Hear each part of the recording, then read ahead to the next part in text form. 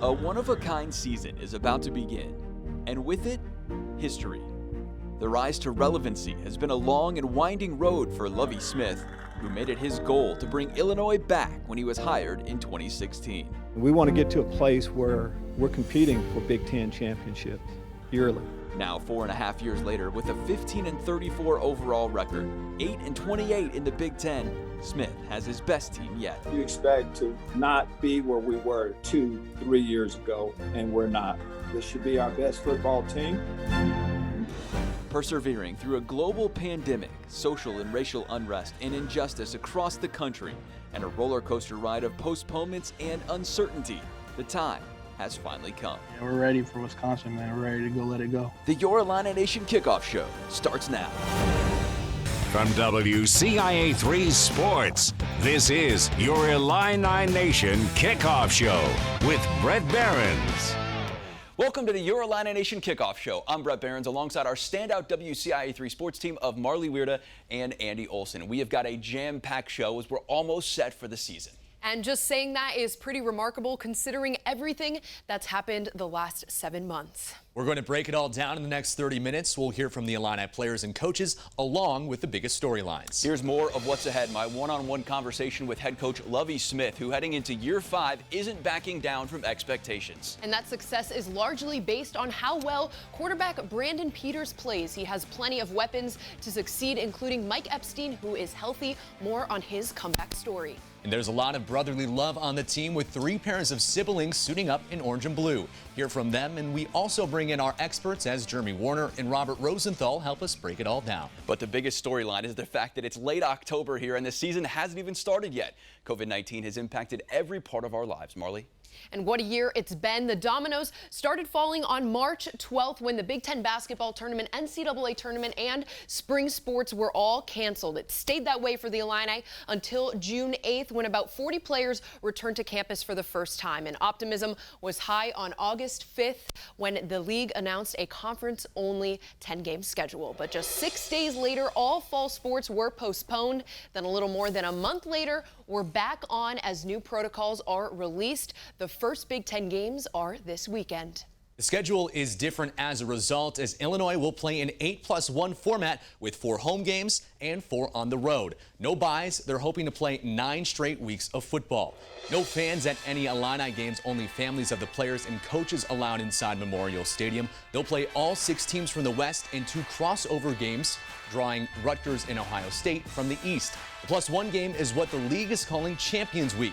The top 2 teams from each division will meet in Indianapolis for the title as normal. The second seed from the West will play the second seed from the East, and so on down the line. The restart was approved only after daily antigen testing for every football player in the Big Ten was mandated. The conference presidents and chancellors voted unanimously in favor to play the second time around, citing enhanced cardiac screening and a data-driven decision-making process for when it's okay to practice and compete.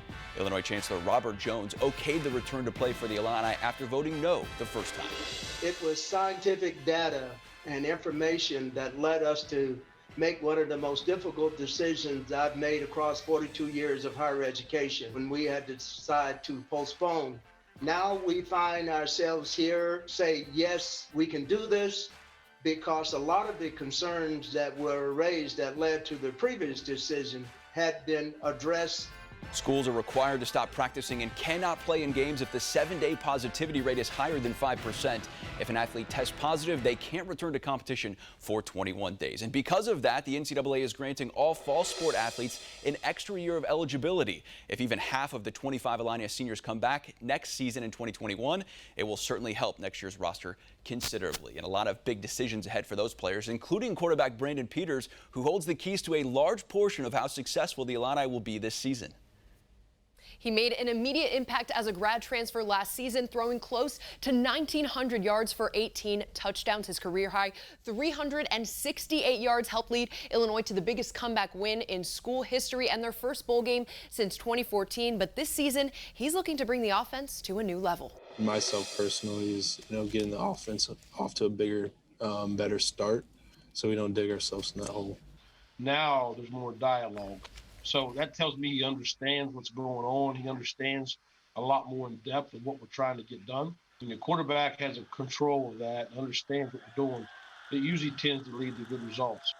Rod Smith also says that bringing up Peters' completion percentage will help them take a big step. And Marlee Peters will have plenty of weapons to throw to. Josh Imatorbhebhe, once again his #1 target, the 6'2" USC transfer, led the team in receptions, yards, and touchdowns last year. His 9 scores put him second on the program's single-season record list. Fellow Trojan transfer Trayvon Sidney back as well after a season-ending hamstring injury. He'll mainly play in the slot along with Donnie Navarro, who was second best wideout last year. Sophomore Casey Washington had a good freshman campaign. He'll factor into the rotation. And keep an eye out for 2 transfers who have immediate eligibility in Miami's Brian Hightower and Missouri's Kamari Thompson. And that's on top of a loaded tight end room. Daniel Barker is back. He scored 4 times as a sophomore. Plus, you add in former top 50 national recruit Luke Ford. He's now eligible after transferring from Georgia. And don't forget about Daniel Imatorbhebhe, too. More on him coming up. And Andy, another option in the passing game is junior running back Mike Epstein. He's proven himself as a reliable option in the backfield, even though most of his career has been riddled with injuries. But this summer, he was able to learn a big lesson from one of the NFL's all-time greats. If there's one thing that Mike Epstein has learned in his football career, is that he's not taking the game for granted. It's been a journey that I never expected after getting hurt, and then I think it'll make it more special in the end when we get to play some ball and we realize how special this game is because it could be taken away. The Illini running back is getting ready to put the pads back on for the first time since last September. During the first game of the regular season, he tore his ACL for the second time. He's often reminded of how far he's come. I'll see something like that and it makes me want to work harder. I realize I could be in a different position. It's a connection Epstein has with one of the NFL's all-time leading rushers, Frank Gore. The 37-year-old also battled 2 ACL injuries and is playing in his 16th season in the NFL. Epstein and the Jets running back worked out together during the offseason. I learned a lot from him. Never seen someone work as hard as him. And at the age he's at, it's truly just defying all the odds. But yeah, mentally, there's some things that we can't control when it comes to the game. But it's all about how you come back and respond to it. Epstein has missed more games than he's played in his 3-year career at Illinois, but now is the perfect time to have a bounce-back season. After veteran running backs Reggie Corbin, Dre Brown, and Rayvon Bonner left the program, the Illini are losing 88% of their backfield production, leaving the door wide open for Epstein. I'll take it on myself as the leader of the room to step up and try to make this the best running game we've had in some time.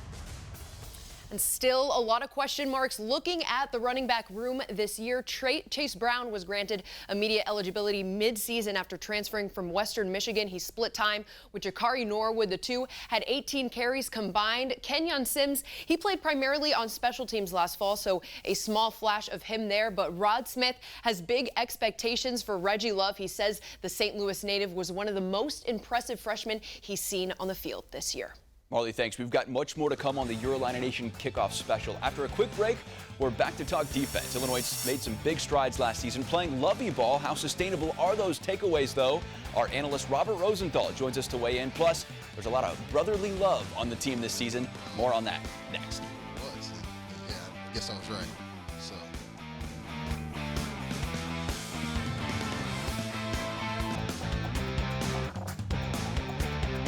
Your Illini Nation continues now.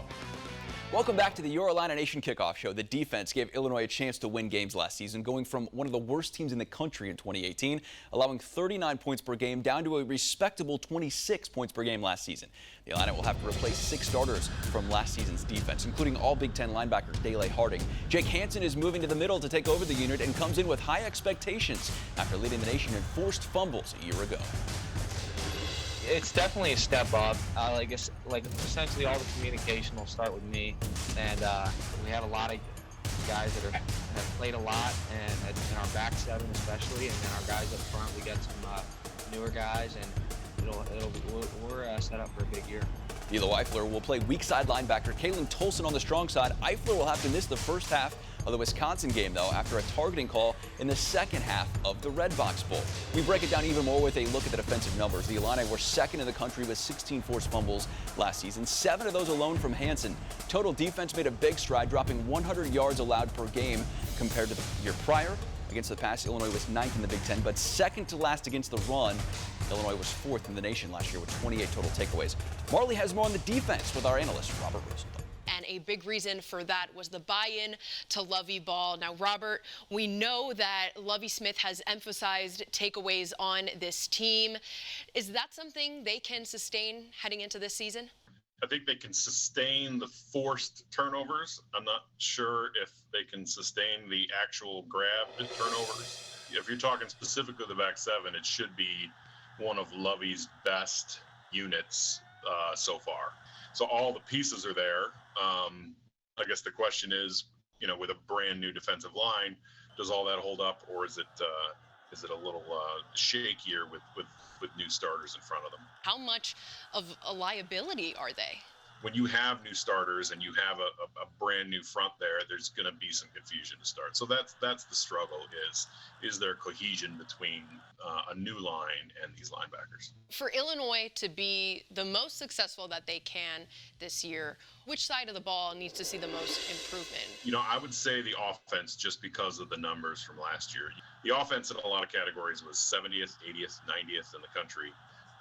That's where the improvement has to come from. They have so many players back. They were dealing with a ton of injuries at the end of the year. So with everybody back and a second year for the quarterback, it's time for the offense to take a big step forward. And to hear more from Robert, tune in Sundays this fall. He'll join us every week at 10 to break down the Illini games in our Sunday No Huddle segment. Sidney Brown has been a big regular in the defensive backfield since stepping on campus, starting 20 games in 2 years. Andy? Sidney and his brother Chase Brett are teaming up once again, pushing each other every step of the way. After tying for second in the Big Ten in picks last year, Sidney's game continues to grow. Takeaways are the name of the game in Lovie's defense, and that continues once again this season.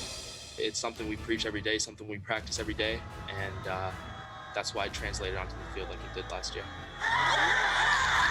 Brown has been featured heavily in his first 2 seasons on campus. Now the person closest to him is ready to step up as well, his twin brother Chase. The Western Michigan transfer was a late add last August and ruled eligible before the Michigan game. He was used as a returner on special teams, only carrying the ball 3 times for 18 yards.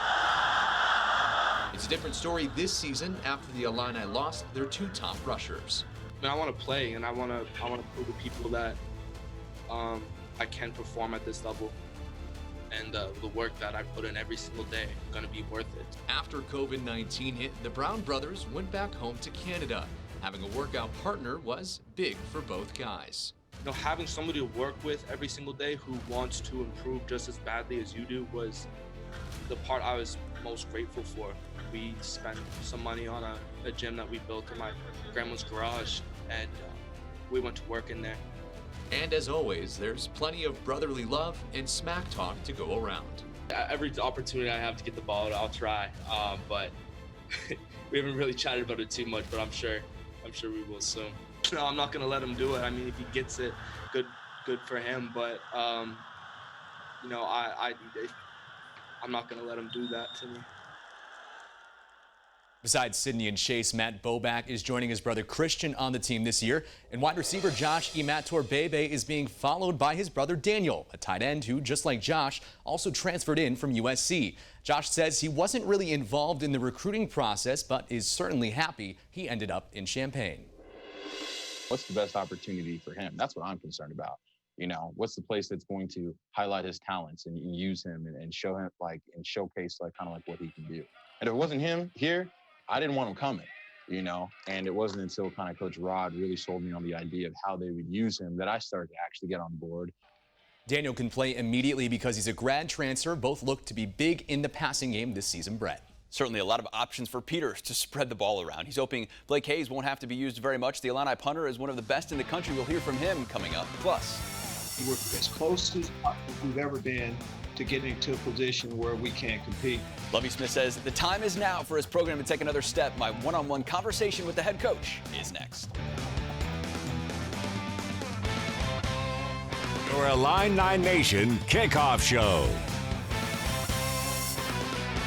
Welcome back to the Your Illini Nation Kickoff Special. Pleased to be joined now by the head coach, Lovie Smith of the Illini. We're socially distant on Zoom, of course, like all your interviews are this year. And welcome to our brand new studio as well. It's fitting we're getting a new studio just as the season is starting. There's been a lot of adversity you have faced, your team has faced in these last 7 months. How do you feel you've handled it all, Lovie? Brett, I feel like the team, I think we all have handled it, tough situation well. We went into it knowing that eventually we would end up playing football. You're right, it took an awful lot to get to this point, but we're here now. We've been building this football team for a long period of time, so it's just great to be able to play it this year.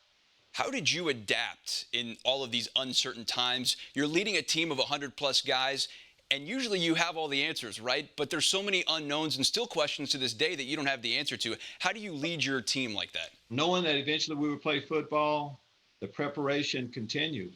We missed spring practices, so we missed a lot there. The players follow our lead. We as a coaching staff, we had a plan. How have you seen your team come together and grow? Because there's been so much happening off the football field. What's been your role in leading them with all the social and racial injustice and everything happening in our country?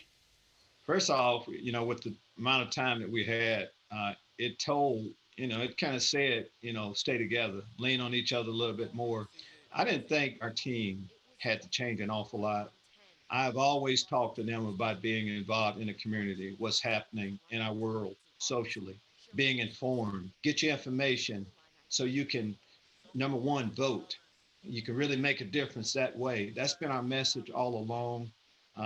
We followed through with that. I have loved what our players have done. They've been involved. It's not coach-led or we're forcing them to do anything. They're just paying attention and knowing that their voice can mean an awful lot. Every one of our athletes, all of them are registered to vote. So we're just excited about taking this next step. In that next step, when you took over this job in 2016, I specifically remember you saying you want to be at a point to compete for championships. Are you at that point now? We're able to compete right now as well as we have been any year we've been here. A lot of the players, you kind of know the names a little bit. We started 15 true freshmen. They've grown up. They run our locker room. They're not having to wonder what it's like to perform on a collegiate level, at a high level. And after last year, we believe we can win. Our players believe they can win. So, yes, this day we're as close as we've ever been to getting to a position where we can compete.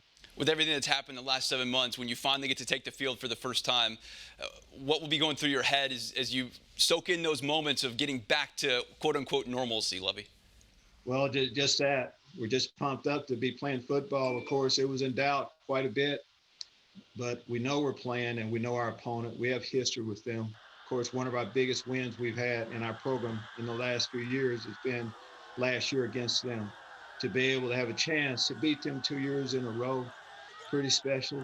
We know what's at stake. They've been one of the best programs for a long period of time. Lovie Smith, thanks for your time. Here's to a safe, healthy, and full 2020 season. We're not done yet on the Your Illini Nation Kickoff Show. After one final timeout, we check in with special teams and visit with our analyst, Jeremy Werner from Illini Inquirer, who breaks down the league and season as a whole.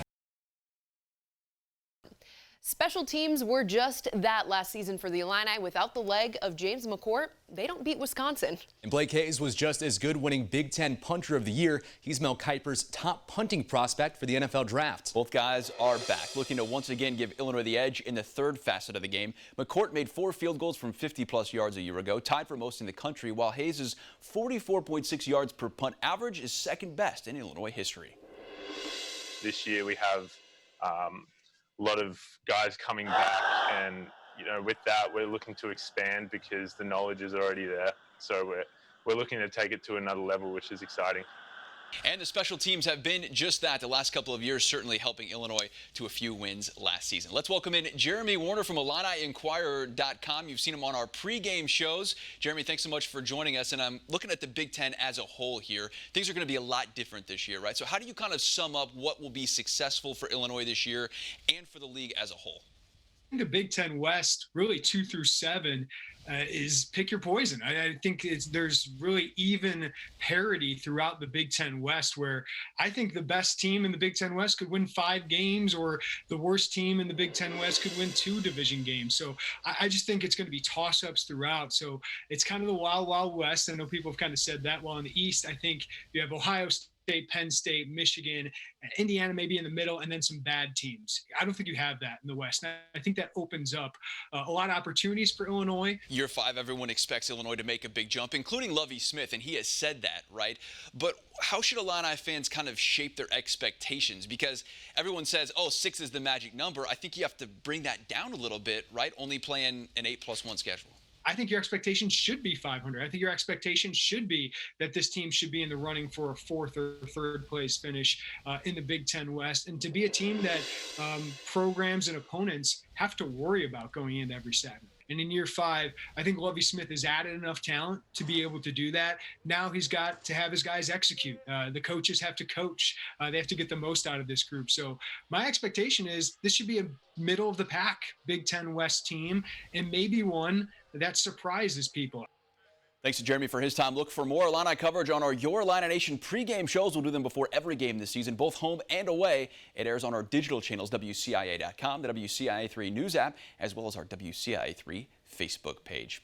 And that's all the time we have tonight. Thanks so much for joining us. For Marlee, Wierda, and Andy Olson, I'm Bret Beherns. Football is back, and we'll be here to cover it all season long, both on air and online. Good night.